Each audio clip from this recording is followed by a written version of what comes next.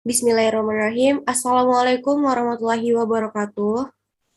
Waalaikumsalam warahmatullahi wabarakatuh. Alhamdulillahirrabbilalamin. Wassalatu wassalamu ala asrofil hamdiyai wal mursalin wa ala alihi wa sahbihi rasulillahi jamain amma ba'du.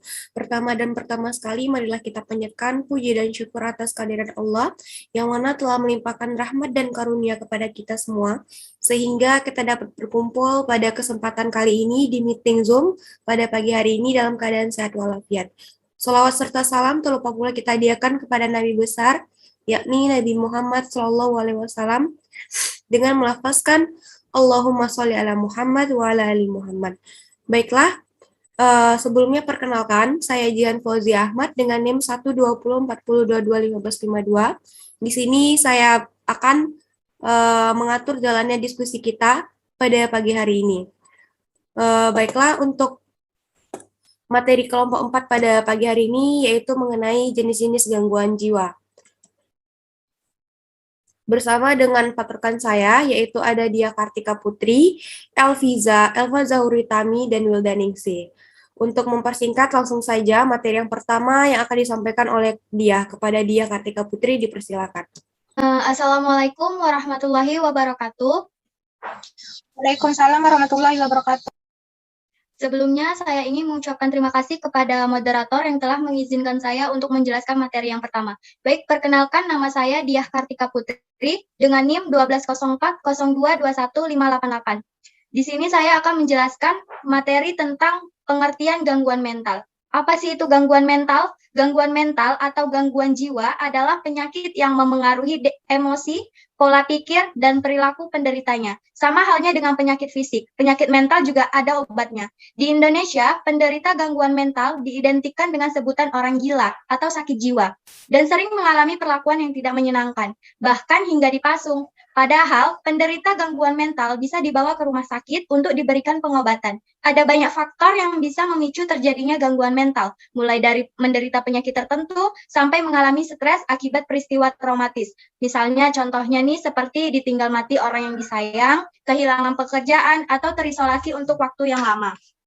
Mental illness disebut juga dengan gangguan mental atau jiwa yang merupakan kondisi kesehatan mempengaruhi pemikiran, perasaan, suasana hati, dan kondisi ini dapat terjadi sesekali atau berlangsung dalam waktu yang lama atau kronis. Gangguan ini bisa ringan hingga parah, yang dapat mempengaruhi kemampuan seseorang dalam menjalani kehidupan sehari-hari. Ini termasuk melakukan kegiatan sosial, pekerjaan, hingga menjalani hubungan dengan keluarga.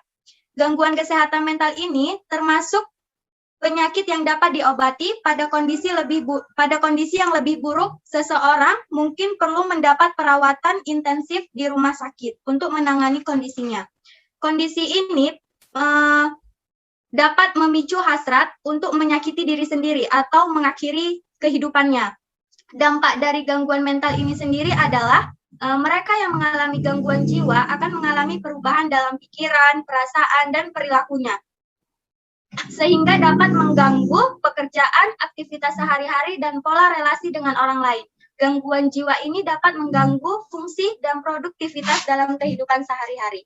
Sekian penjelasan dari saya dan saya kembalikan ke moderator. Baik, terima kasih kepada Dia Kartika Putri. Materi selanjutnya yang akan disampaikan kepada Elviza. Kepada Elviza, dipersilakan. Assalamualaikum warahmatullahi wabarakatuh. Baiklah, sebelumnya terima kasih kepada moderator yang telah mengizinkan saya untuk menjelaskan materi yang kedua, yaitu gejala gangguan mental. Gejala dan tanda gangguan mental tergantung pada jenis gangguan jiwa yang dialami penderita. Penderita bisa mengalami gangguan pada emosi, pola pikir, dan perilaku. Beberapa contoh gejala dan ciri-ciri gangguan mental adalah: yang pertama, waham atau delusi, yaitu meyakini sesuatu yang tidak nyata atau tidak sesuai dengan fakta yang sebenarnya.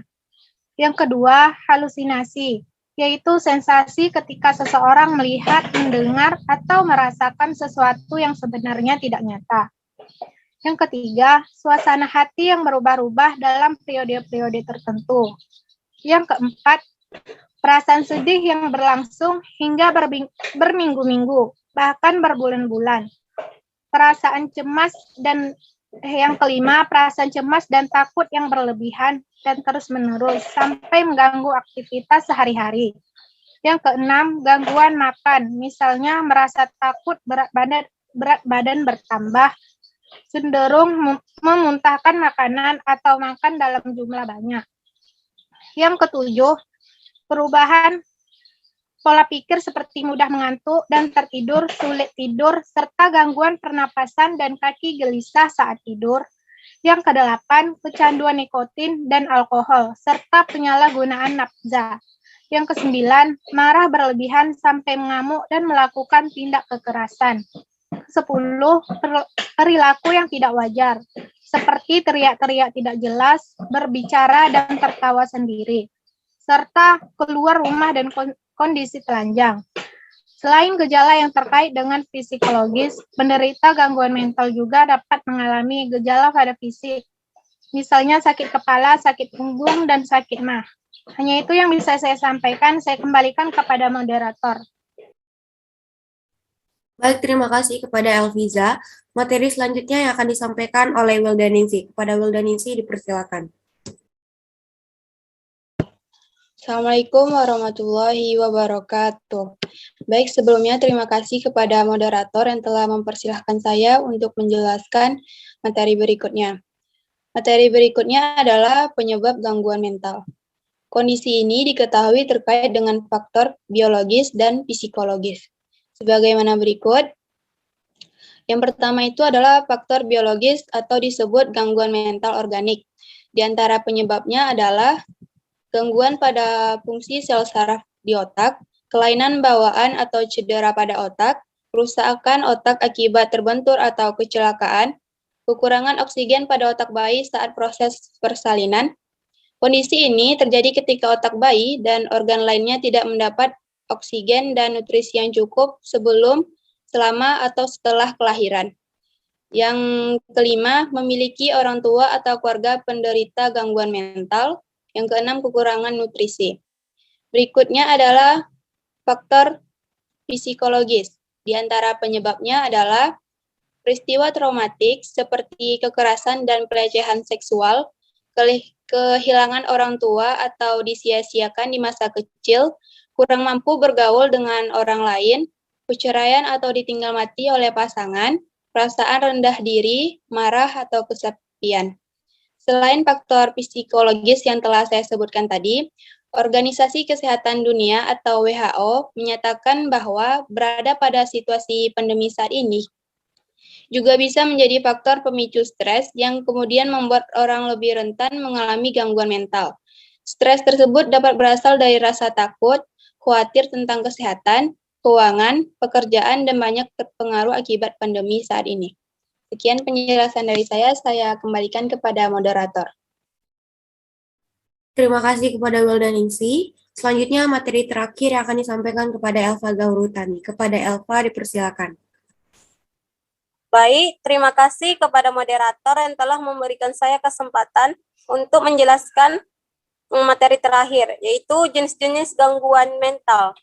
Jenis gangguan mental yang dialami pasien, dari sekian banyak jenis gangguan mental, ada beberapa yang paling sering terjadi. Yang pertama, depresi.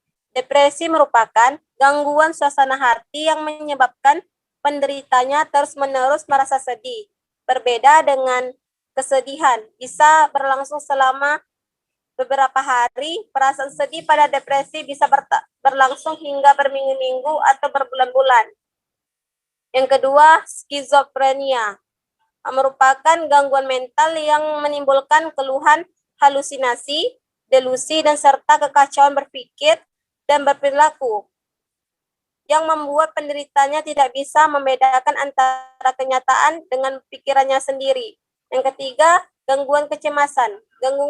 Gangguan kecemasan merupakan gangguan mental yang membuat penderitanya merasa cemas dan takut serasa berlebihan dan terus-menerus dalam menjalani aktivitas sehari-hari. Penderita gangguan kecemasan dapat mengalami serangan panik yang berlangsung lama dan sulit dikendalikan. Yang keempat, gangguan bipolar. Gangguan bipolar adalah jenis gangguan mental yang ditandai dengan perubahan suasana hati.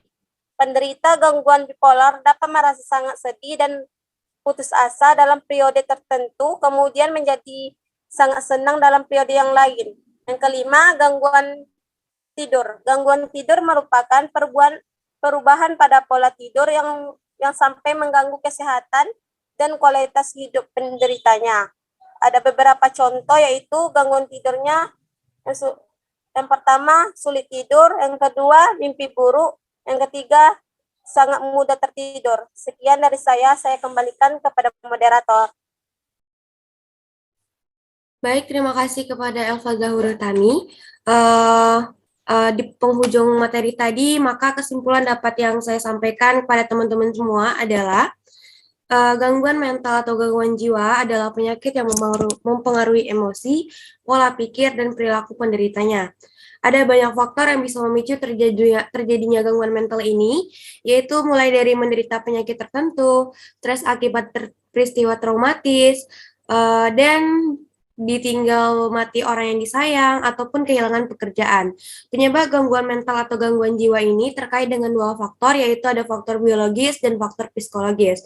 Serta jenis-jenis dari gangguan jiwa ini dapat terdiri dari depresi, skizofrenia, gangguan kecemasan, gangguan bipolar, dan yang terakhir yaitu gangguan tidur. Baiklah, maka berakhirnya presentasi kita pada pagi hari ini. Saya Jihan Fauzia pamit undur diri. Bila ada kesalahan kata ataupun ucapan mohon dimaafkan. Wabillahi taufiq wal hidayah. Wassalamualaikum warahmatullahi wabarakatuh. Waalaikumsalam warahmatullahi wabarakatuh.